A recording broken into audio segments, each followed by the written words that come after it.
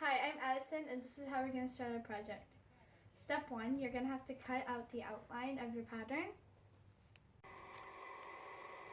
Okay, so part 2, we've cut out our pattern, so now we have to place it here on your fabric. We're going to cheat and going to fold it in half, so that's even. You have to put it straight on the line right here. Right here on the edge. I can't get this. And then you're going to cut it out. And then you're going to cut right here. Like you're going to cut out the pattern. Now that I've traced it, I'm going to cut it out.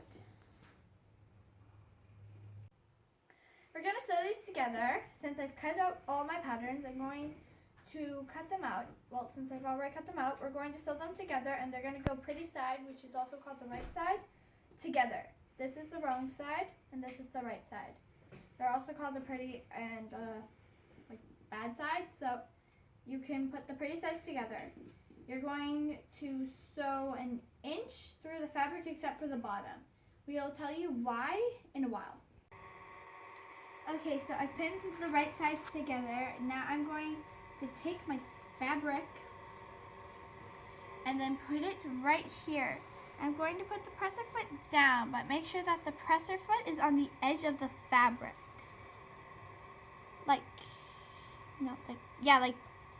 Like this. So here we have it pinned. You're supposed to start right here on this pin. And when you start sewing, before you start sewing, you have to put your foot on this presser foot. And then it's going to actually control how fast you're going, and it's going to start the needle going up and down. So you have to be careful, and I have to go really slowly. When I get to the edge, I'm going to have to pivot. Okay, so start sewing.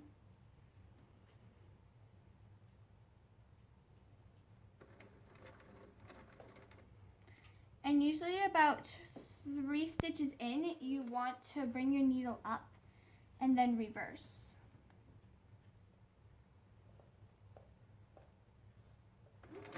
Yeah, no, it's not going to work. No, that's okay. Just keep going. Okay.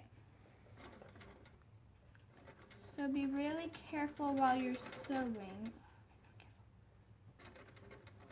And as you're doing it, you're also going to be in control, and so you're also going to have to guide it, because or else it's going to go in a straight line. Can I give you a tip? When you're going around a curve, sometimes you can raise your presser foot and slightly move your fabric over a bit. Go ahead. No, other way. So that while you're going around the curve. There you go.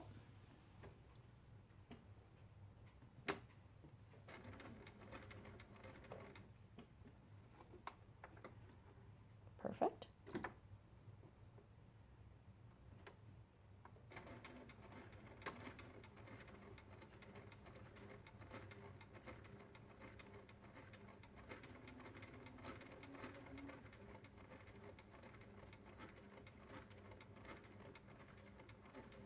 I'm going to stop about right here.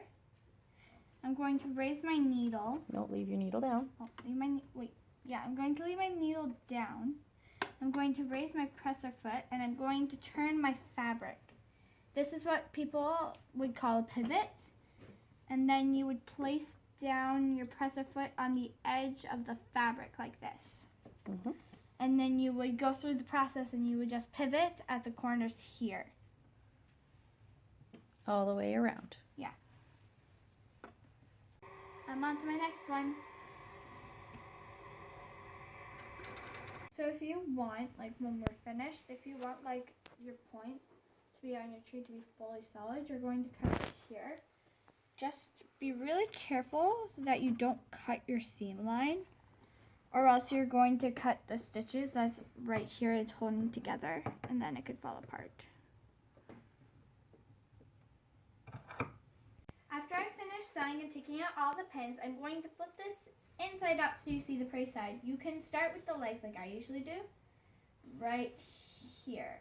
And then carefully, without ripping the fabric, extremely carefully, push the scissors through to make it into a fine tip. After I'm finished doing this, we will iron it, and this is what it's going to look like after we've ironed it. Okay. after we finished folding it out, this is what it should look like if you've done it correctly. Don't forget to get here. It's easy to miss. I missed it a few times, but you have to get right here. So before we start, you have to actually fold these over so you get a nice clean edge. Like this. Very difficult.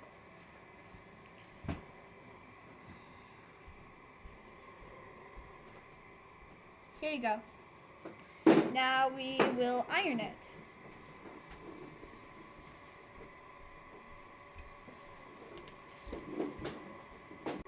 Okay, so now that I've got all my 3 layers together, I've put them how I want them. If you use these fabrics, you don't have to make them in this exact position. I decided to do this, so here are my 3 layers. I put them all together and I've pinned them together. So now I'm going to start by placing down my pressure foot thing. And then I'm going to go along this seam right here. And so this is really important for where you have to reverse right here and back here, because that's really important.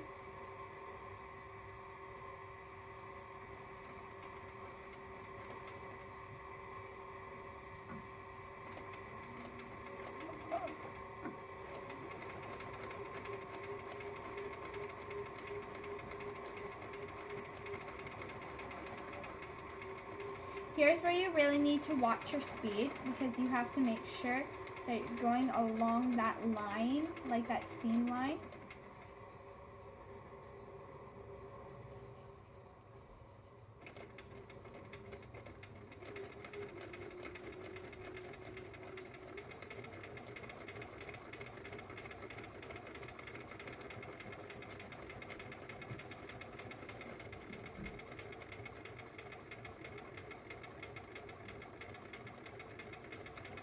Then down. All the way to the bottom. Okay. So There you have to go all the way down to the bottom and then reverse. So all the way off.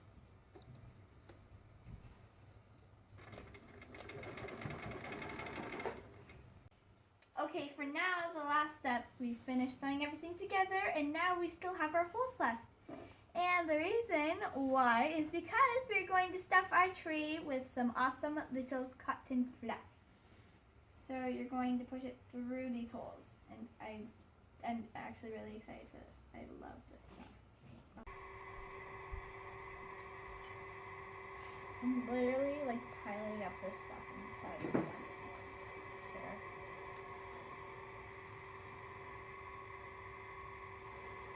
So normally you would sew this by hand, but we're trying to speed up the process, so I'm going to do it with a machine. I've already done my back stitch, and that was way too.